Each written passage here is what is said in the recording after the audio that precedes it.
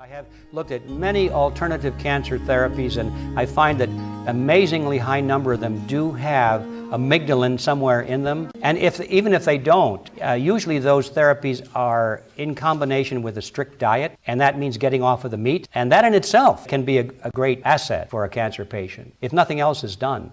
One of the events that I report on in World Without Cancer is a speech given by Hardin Jones. He was an expert on statistics. And by the way, he'd been invited to speak there every year for a lot of years. He was their man. He was their statistician. And he said, I've been looking at the statistics for cancer recovery. And he said, I found that there's a lot of bias built into the statistics. For example, he said, a lot of the tests that you read about have a provision in them that if the patient doesn't complete the therapy, that their records are removed from the statistics, so that we're talking about only those who have completed the therapy. And that sounds rational at first, except if 70% of them die while undergoing the therapy, I say they should be in the statistics. But no, they're not. They're removed because they didn't complete their therapy, which means that the statistics for those that made it look a lot better than they really were. He said there's another factor. He said a lot of the institutions like Sloan Kettering and Mayo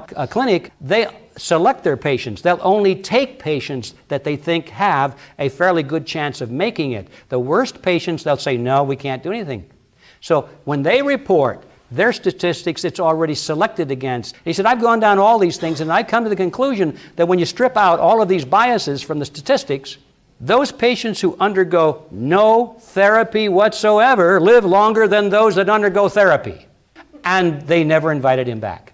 And that is the fact. Just might keep that in mind. No therapy at all, according to this gentleman, is a better way to go than accepting orthodox therapy.